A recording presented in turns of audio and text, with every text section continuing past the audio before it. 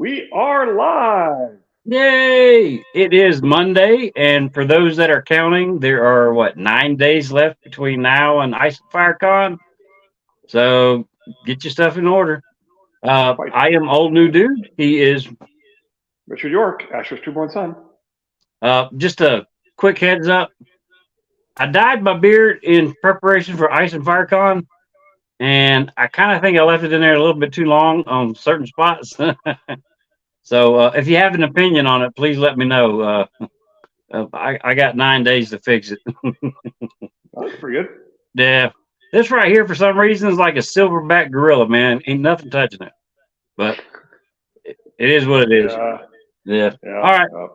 We are on Tyrion 7, the Clash of Kings.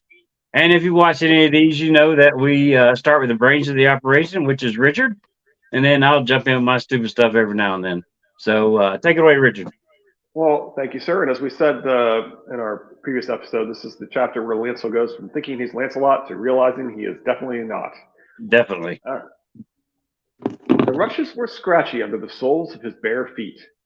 My cousin chooses a queer hour to come visiting, Tyrion told a sleep-befuddled Podrick Payne, who doubtless expected to be well roasted for waking him. See him in my solar and tell him I'll be down shortly. Lindsay says, I think it looks perfect. The silver makes it. Maybe it's your luck. Don't lose it. There you go. Hey! Sammy! Sammy! Sammy! Quiet! It might be a delivery or something.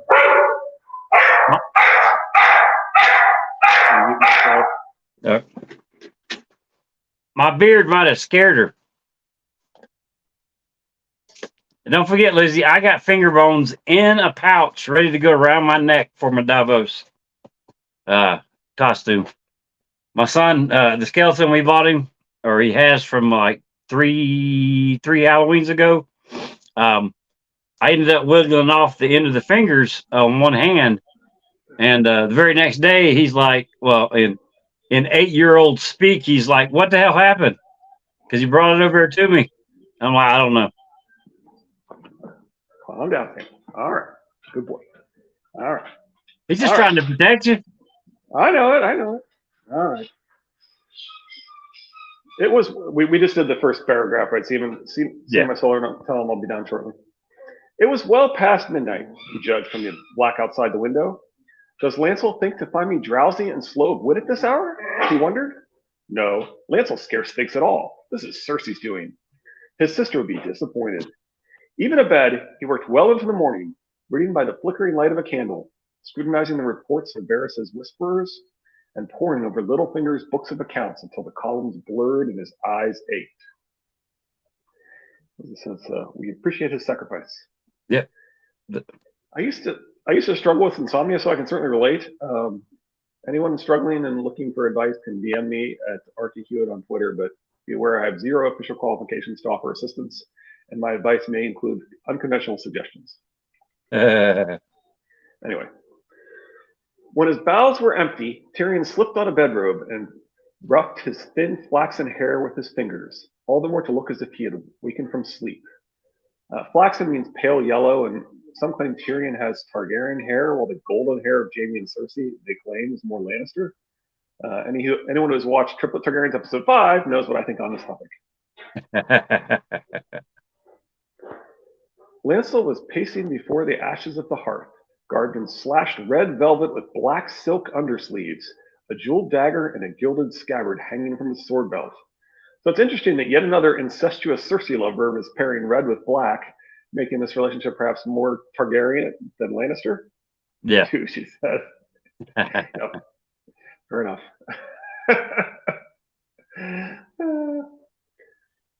Her Grace, the Queen Regent, has sent me to command you to release Grand Maester Pycelle. Sir Lancel showed Tyrion a crimson ribbon bearing Cersei's lion seal impressed in golden wax.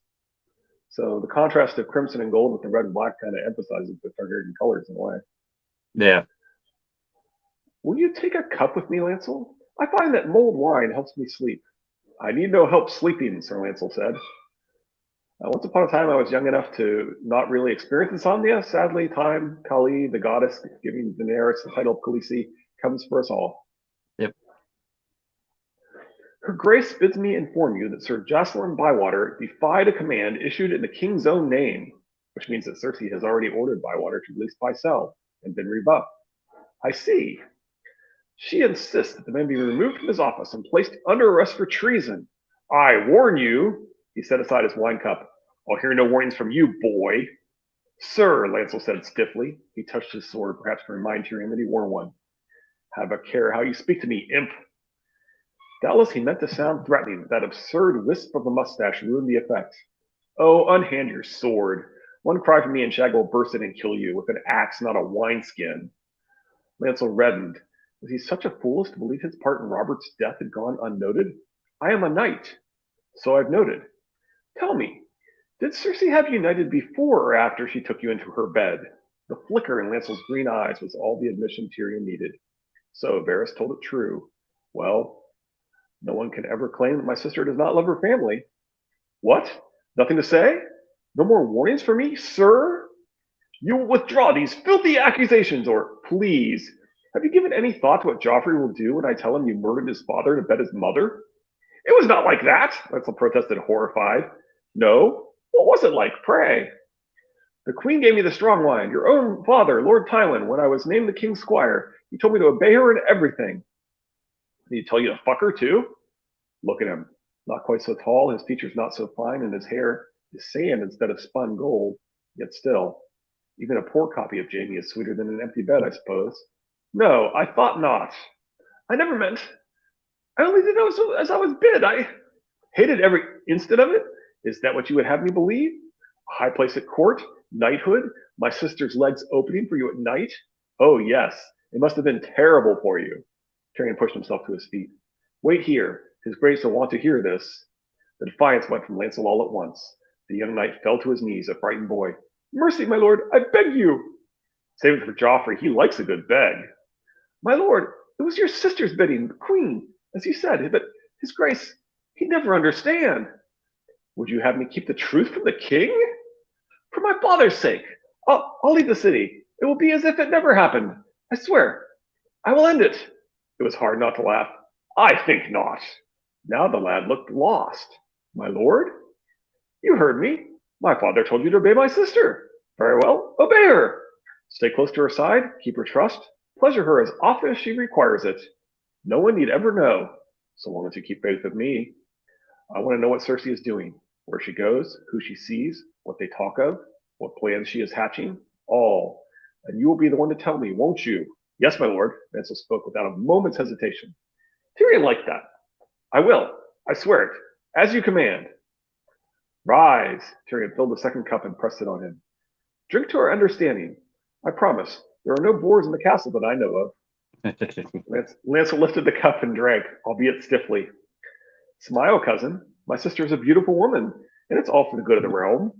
You could do well out of this. Knighthood is nothing. If you're clever, you'll have a lordship from me before you're done. Tyrion swirled the wine in his cup. We want Cersei to have every faith in you.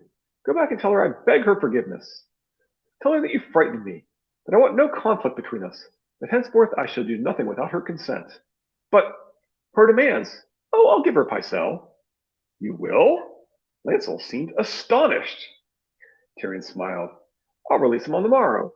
I could swear that I hadn't harmed a hair on his head, but it wouldn't be strictly true. In any case, he's well enough, though I won't vouch for his vigor. The black cells are not a healthy place for a man his age. Cersei can keep him as a pet or send him to the wall. I don't care which, but I won't have him on the council. And Sir Jocelyn? Tell my sister you believe you can win him away from me given time. That ought to content her for a while. Let's go through this. Now you're just toying with me. Mm-hmm. Filthy accusations. He tried so hard to be Jaime. Really, he's only getting lessons from Cersei. I guess he is kind of learning what she expects from Jaime. That's for sure. Another fool and a weakling as well, but he does not deserve what Cersei and I are doing to him. It was a kindness that his uncle Kevin had 2 other sons. This one was unlikely to live out the year. Cersei would have him killed out of hand if she learned he was betraying her, and if by some grace of the gods she did not, Lancel would never survive the day Jaime Lannister returned to King's Landing. The only question would be whether Jaime cut him down in a jealous rage or Cersei murdered him first to keep Jaime from finding out. Tyrion's silver was on Cersei. It's kind of surprising that none of Lancel's cousins actually managed to kill him. Yeah. Summon Braun. Yeah, that's a good point. Summon Braun, and then run down to the stables and have 2 horses saddled. The squire's eyes were cloudy with sleep. Horses? Those big brown animals that love apples. I'm sure you've seen them. 4 legs and a tail. But Braun first. Braun doesn't deserve this treatment either, but it is funny. Yeah. Like I said, in the last Tyrion chapter, man, the first 2 books, maybe 3, Tyrion's a fun read. You can tell George really loves writing Tyrion chapters, but as it starts getting darker, and I mean, there's always those hints of darkness there, but as those hints get bigger and bigger, fortunately, we get Jaime in, and so Jaime and Tyrion are on the opposite paths, right? Where Tyrion decides, I wish I were the monster you think I am, and Jaime decides, I can be whatever I want. Yeah. Jaime becomes the funny one as it goes on. Right. So, and actually, if you look at a lot of the things that Jaime does and says, he would actually make a really good hand of the king, even though he doesn't want it. I mean, he has the instincts for it. He just doesn't believe in himself. Yep. Who pissed in your soup? He demanded. Cersei, as ever. You'd think I'd be used to the taste by now, but never mind. My gentle sister seems to have mistaken me for Ned Stark. I hear he was taller. Not after Joff took off his head. You ought to have dressed more warmly. The night is chill. Are we going somewhere? Are all sellswords as clever as you? Braun doesn't deserve this abuse either, but it's still funny, or at least very fun. Yeah. Tyrion reflected on the men who had been hand before him, who had proved no match for his sister's wiles. How could they be? Men like that, too honest to live, too noble to shit. Cersei devours such fools every morning when she breaks her fast. The only way to defeat my sister is to play her own game. That was something the Lords Stark and Arryn would never do. Small wonder that both of them were dead, while Tyrion Lannister had never felt more alive. His stunted legs might make a comic grotesque at a harvest ball, but this dance he knew. They trusted Littlefinger, while Tyrion trusts Dorcas. The Lannisters are luckier, not smarter. You must forgive us, my lord, Chatea said. I cannot find good wine at any price of late. You are not alone in that, I fear. Chatea commiserated with him a moment, then excused herself and glided off. A handsome woman, Tyrion reflected as he watched her go. He had seldom seen such elegance and dignity in a whore. Though to be sure, she saw herself more as a kind of priestess. Perhaps that is the secret. It's not what we do so much as why we do it. Somehow that thought comforted him. Well, one thing I noticed there is that a handsome woman, right? Mm-hmm. Which of course is the same term he uses with Stephen Lamore. Yep. The other thing there is the emphasis on motivation and purpose. And I've been working through the Healthy Minds program, which is a free app from the University of Wisconsin. Mm. Like literally free, like no ads, no monetization. And one of the things it talks about is the importance of your life of contemplating, what are your motivations for even the mundane things you do, and if you break them down further, then you can kind of find that you're doing things for a higher purpose. Like, for example, a basic clean task, right? You decide to clean your house. Well, maybe you're doing that because you want a more sanitary environment for yourself. Maybe you're doing it because you want to appeal to your family, your spouse, whatever. Yeah. But either way you look at it, it's sort of a compassion and love kind of a thing, whether that's for yourself or your spouse or what have you. So even the mundane tasks have a higher, more valuable purpose in life. All right. Sorry, I just thought that was a profound quote there. Perhaps that is the secret. It's not what we do so much as why we do it. Yeah, I mean, you could use that with Bloodraven. His wives feed why he does what he does, right. Why he did what he did. Right. But there was before we got to the to that, there was a scene, or in the paragraph, the moon seemed to follow them as they went, playing peek and sneak among the chimneys. And I know we emphasize birds as witnesses, Right. but I had pointed out to Lady Thistle why Arya goes to the house of the black and white on the 3 nights of the new moon. Right. And there's Because lots of theories that people could be using the moon as a satellite, bouncing yep, signals, and be able to see yep, further and so forth. And you yeah, certainly have the imagery of the stars watching, so the moon watching makes a lot of sense. Even if it's just symbolizing the moon as a mother goddess, and yeah, and maybe that could refer to Quake and so forth, right? So lots of symbolic reasons to note that. I like that. yeah. Well, they give the moon's kind of human traits, playing peekaboo and following, and Uh-huh. I tend to, with the birds, I tend to think blood raven, three-eyed crow, watching. But when it comes to the moon, I specifically think of the house of black and white, um, because they're too far away for. We also have some symbolic clues of the children with that, right? With their moon Yeah, that's eyes true. and things, Yeah, right? So you yeah. can see the That's true. children there too. Yeah, I didn't think about that. Thanks. Yep. Tyrion had no doubt that Dancy would be a lively handful. She was pug-nosed and bouncy, with freckles and a mane of thick red hair that tumbled down past her waist. In the next book, Dancy will have honey hair, but here she has thick red hair. Hmm. Perhaps George thought he was going to have some sort of Sansa symbolism, but then he chose Val symbolism. See Triple Targaryens, episode 7. Oh my goodness. Marie was a cool, pale, delicate girl Tyrion had noticed once or twice. Green eyes and porcelain skin, long, straight, silvery hair. Very lovely, but too solemn by half. Again, Marie is the silver-haired paired with Dancy. Yeah, we talked about this. All right. Yeah. What'd you say? And the Moon Singers, they have an island on Bravos, right? Or a big temple. Yeah. There's a bunch of different people that could be using the moon as satellite. Yeah. And they're at least all meant. They're probably all meant to sort of symbolize the mother goddess and so forth. Yeah. Now the green-eyed, porcelain skin, long, straight, silvery hair. Could this possibly be another secret Tywin child? Yeah, maybe I think that's one of the things people commented on there, right? I mean, I know Ali Yaya or whatever is potentially the daughter of Tywin. I know I just said Tyrion a minute ago, but Tywin. But the green eyes, I mean, it just kind of jumps out. Maybe he had more than one favorite in the Bravo. Sure. Okay. She's right, Tyrion thought. I won't. She may be only a whore, but I am faithful to her after my fashion. Jaime is similarly faithful to the woman he thinks of as the queen of whores. Yeah. He reined for up the moment.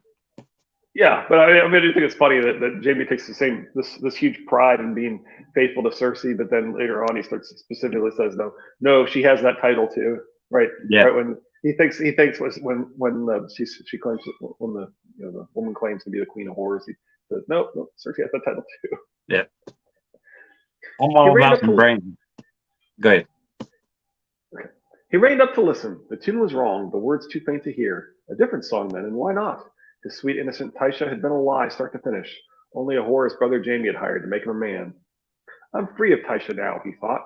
She's haunted me half my life, but I don't need her anymore. No more than I need Alayaya or Dancy or Marie, or the hundreds like them I've betted with over the years. I have Shay now. Shay. We can tell how free Tyrion is. Like, Tysha is basically living rent-free in his mind still. Yeah, he might say he's free, but she's all up in there. Yep. Her eyes were open. She smiled and stroked his head and whispered, I just had the sweetest dream, my lord. Tyrion nipped at her small, hard nipple and nestled his head on her shoulder. He did not pull out of her, or that he never had to pull out of her. This is no dream, he promised her. It is real, all of it, he thought. The wars, the intrigues, the great bloody game, and me in the center of it. Me, the dwarf, the monster, the one they scorned and laughed at. But now I hold it all. The power, the city, the girl. This was what I was made for, and God's forgive me, but I do love it. And her. And her. Does he, though? I'm not convinced. Yeah. Well, I mean, a couple paragraphs before that, and I appreciate you skipping the nibble scene. He says, when he's looking at her in the bed, How could a whore look so clean and sweet and innocent? And I'm all on board with Shay being Sorella. I know people say it was Alaris and all that stuff, but I could go with Alaris as a twin brother and everything. I think Shay, I agree with Order Green. I think Shay is Sorella. And in their final scene, I think she's already poisoned Tywin. She's the one that gives Tywin the poison. That's why he's in the bathroom. That type of Yeah, situation. I mean, I could certainly, I certainly see the hints, right? There's, actually, Toodles has theorized that maybe she's an unacknowledged bastard of Oberyn that nobody knows about is another possibility. Yeah. Right. That maybe Alaris is Sorella, but that this is because she clearly knows a lot about Oberyn and his family. It does seem like it's a little too much, and I mean, I kind of like the Alaris Sorella thing because, especially after seeing the Sphinx, the Sphinx quote in the letters from Jan. So anyway, I kind of like the Alaris Sorella thing, but I also get that there's definitely something there. It's pretty strange, right? And the idea that I don't want that to be the case because then she would be dead and that would bum me out. But I see the clues; it just hurts. Yeah, exactly. Yeah, you can definitely see the clues, and that's why it's like, well, is that what it is that that Alaris is her twin brother, or is it that that she's an unacknowledged bastard, or will we ever know? I don't know. In my head, just it makes more sense that Shay was somebody that we've already heard about. But Right. I mean, yeah, No, I get it. it's I get it. 50-50. I mean, George could go Yeah. either way with it.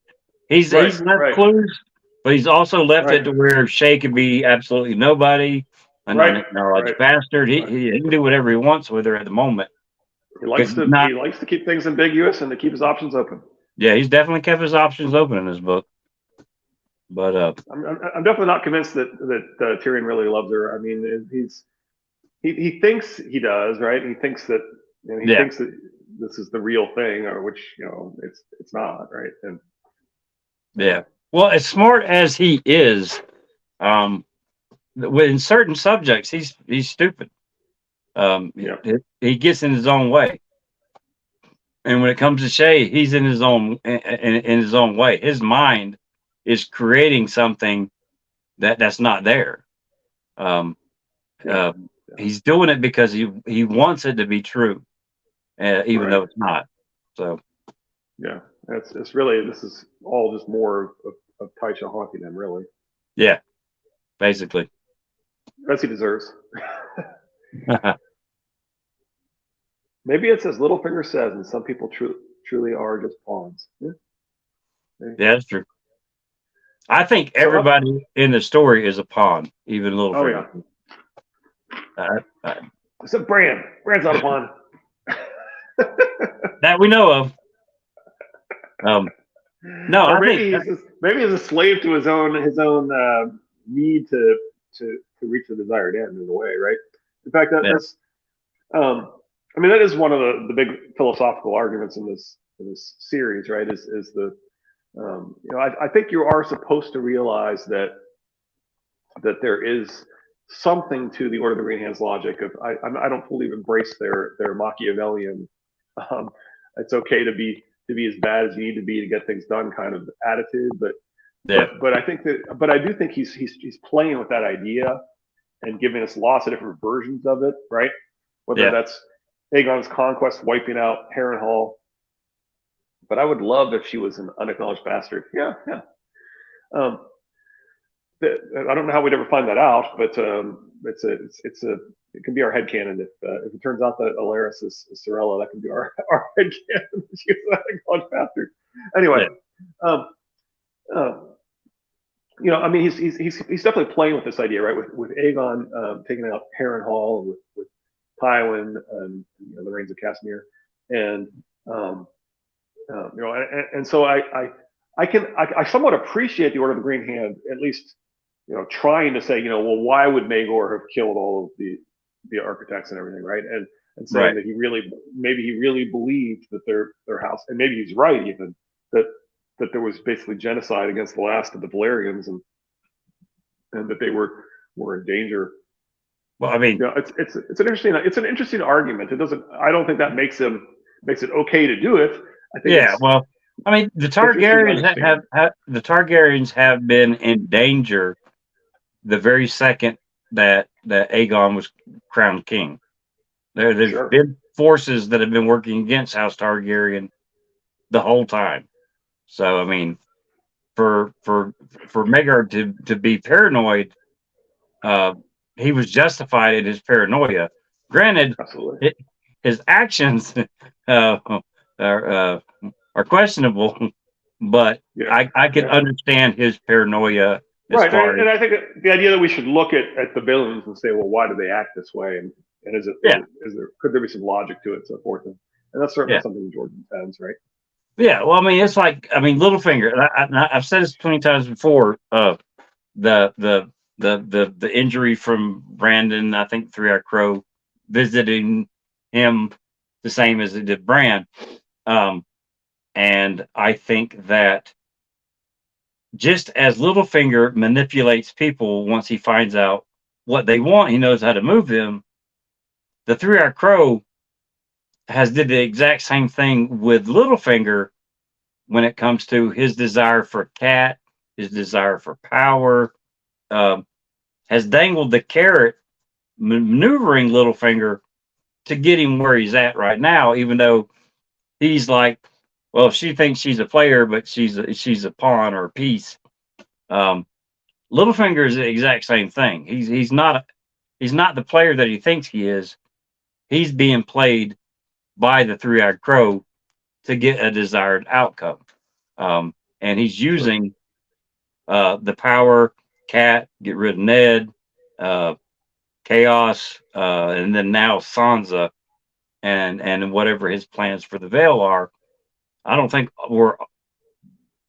Sansa was used against him the same way Cat was used against him, as far as the Three-Eyed Crow goes, as far as moving him. But I Sure. mean, he's a bad guy, but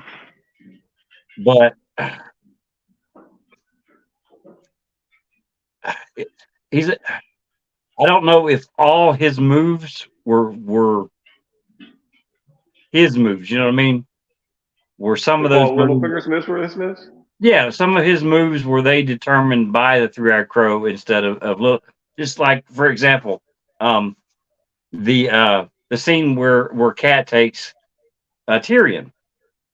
We get the up until then we get I think it's inner monologue. She's talking about how they're not ready for war. It's not a time to act. They got to get the North ready.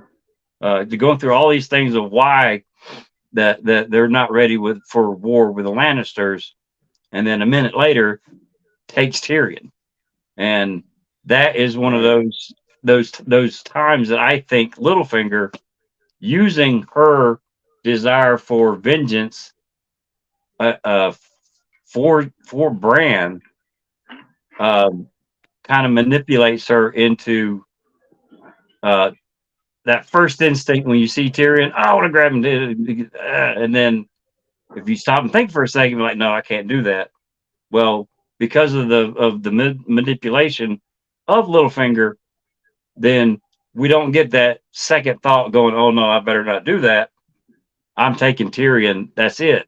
And I think she was manipulated into doing that. So I also think that Littlefinger is being manipulated by the Three-Eyed Crow into doing some of the things that he's done. I don't know why I was going with that. Sorry. No, all right. It's Monday. I'm So, tired. Spring break just ended. up next we got Arya. She matches Tyrion at her 7th, and then Yep. she's going to 7-7. and in this chapter she'll name her first name. You